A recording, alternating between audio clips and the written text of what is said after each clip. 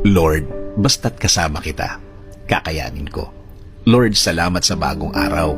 Salamat sa bagong opportunity na maiba ang ginawa ko kahapon para sa aking mga kinakaharap na problema.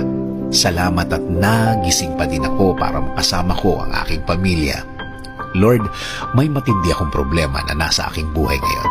Nasa aking buhay ngayon ang nagpapagulo sa aking araw-araw. Hindi ko na po, Lord, alam ang gagawin. Litong-lito na po ako sa kung ano ang dapat na gagawin. Humihingi din po ako ng patawad, Lord, dahil nabawasan ang mga pagkakataon na ako'y nagdadasal sa iyo, na mas iniisip ko ang kaya kong gawin, imbis na kaya mong gawin sa buhay ko. Alam ko, Lord, na natulungan mo na ako noon.